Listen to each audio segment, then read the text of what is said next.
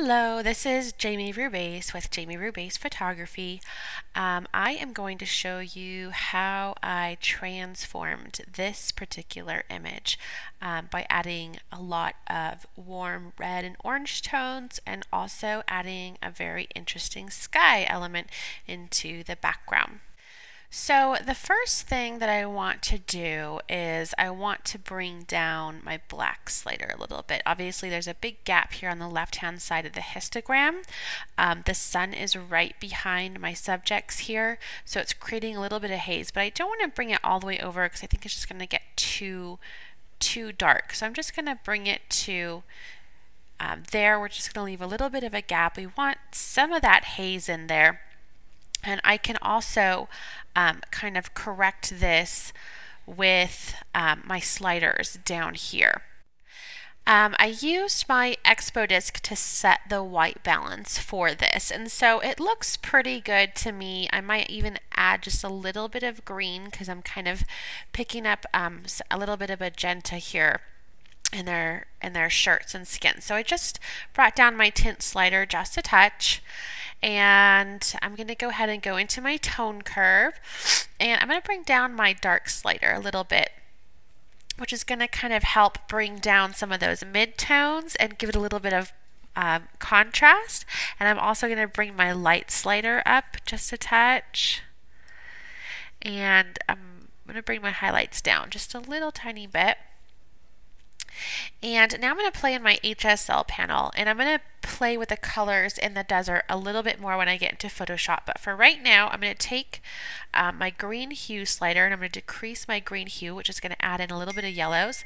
And I'm also going to decrease my yellow hue slider, which is going to add a little bit of warm tones. And again, this isn't a huge change. If I toggle on and off, you could just see a little bit, but I'm going to play with this a lot more when I get into Photoshop.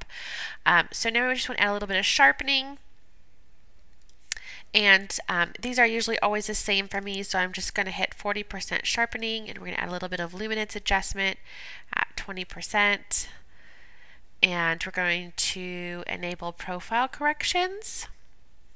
And then we're also going to add just a really slight vignette, which is going to help bring the focus into my subjects here a little bit more. So we're going to round that out, and we're going to feather it out. And if I bring my feather slider all the way over to the left, you can kind of see where those adjustments are being applied. So I actually want to bring my round out just a little bit more, and maybe my midpoint in even more. I'm going to make it really dramatic because they're kind of really in the center of this image. And I'm going to double click on the feather slider, and again I'm just going to feather that out, and then I can reduce the amount if I think it's a little bit too much. So if I click off and on, you can kind of see we've shifted the light to the center of the image, which helps bring our focus in a little bit more here. So now that I have everything done in here, I'm going to go ahead and edit this in Photoshop. So I'm going to right click, edit in Photoshop,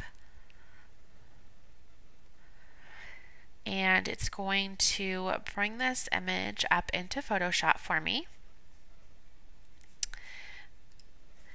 And so the first thing I want to do is create a duplicate layer. So I'm not working on my background layer, and I'm going to zoom in here a little bit so we can see what we're doing.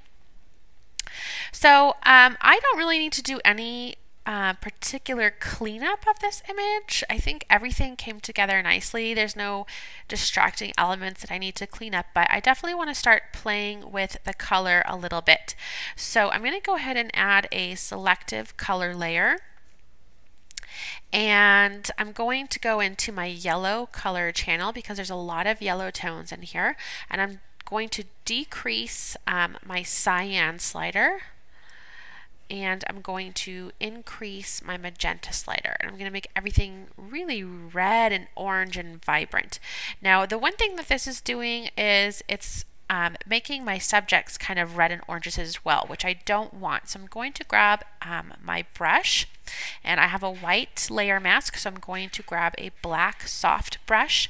I have my flow set to 20%, and I'm just going to quickly brush off of my subjects here.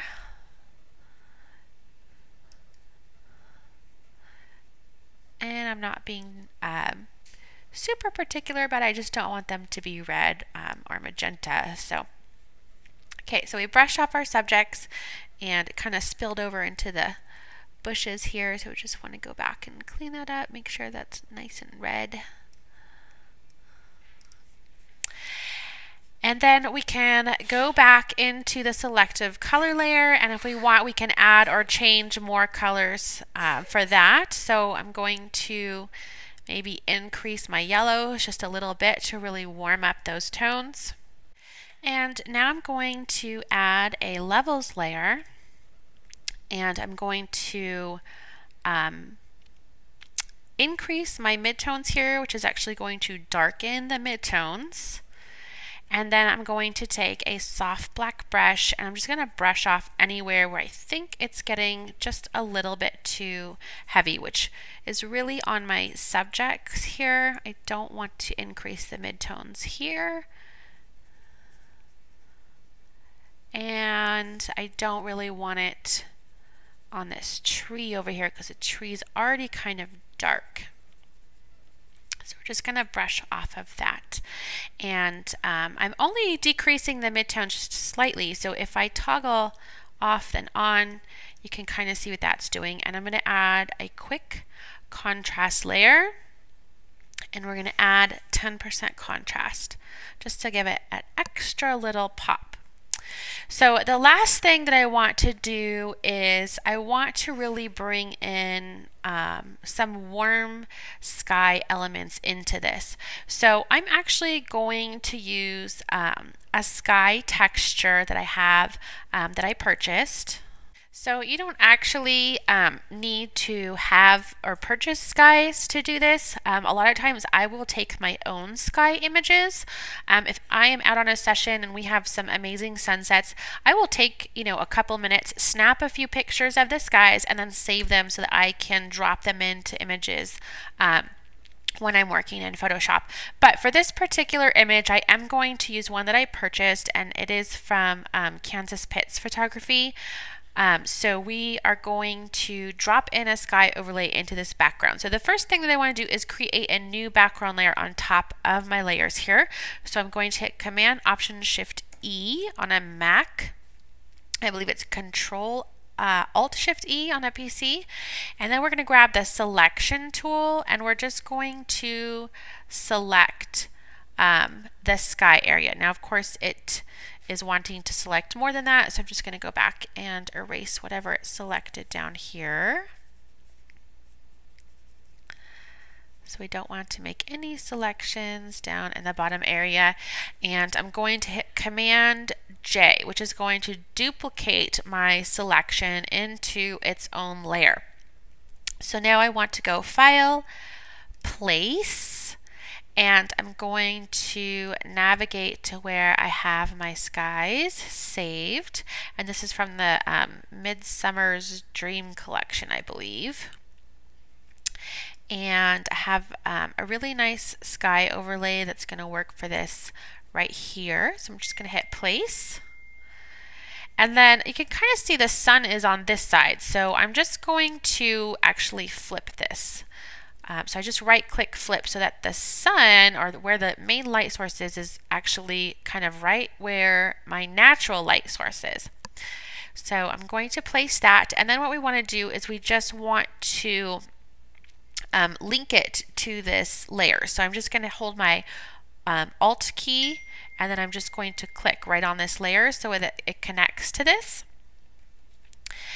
And now what I want to do is decrease the opacity because it looks really strange right now. So it's just kind of a lighter sky.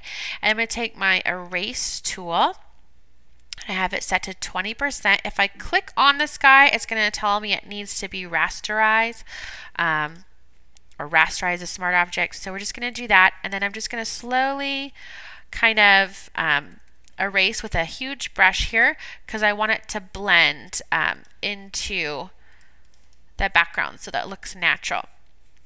Okay, so we have some sun coming through, then we have a little bit of sky, so it's starting to look a little bit natural. And then the last thing that I want to do is just to warm up the sky so it has warm tones that complement the overall image. So I'm just going to add a quick gradient layer, and we're going to change the angle so that it starts at the top and then it feathers out to the bottom. So we're going to double click on the gradient. So we have color to transparent, and we're just going to pick a color. So we're going to go into the little color box right here, double click that. It's going to open up our color box, and we're just going to pick like a really warm yellow orangish tone. We're going to hit OK, hit OK, OK, and then we're just going to change the blending mode to soft light.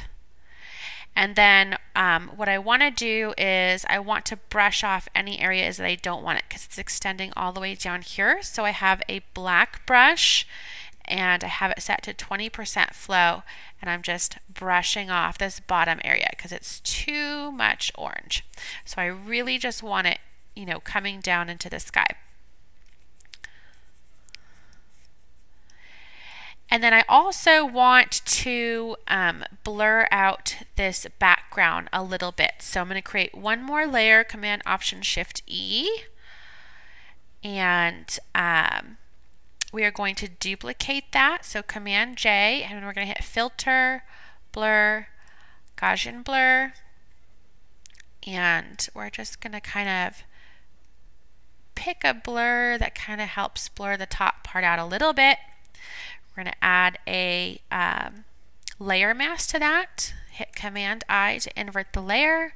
Grab a soft white brush and just brush right on the top sky area. So it just helps to blur it out so it's not super noticeable. And that is it. So when we're done, we just hit save.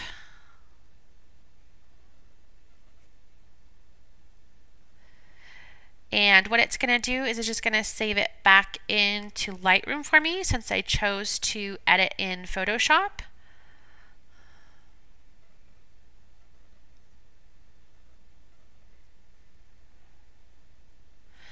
And it's just taking a minute to save. Now I can close out of there and I can go back into Lightroom, and then you can see my before and after.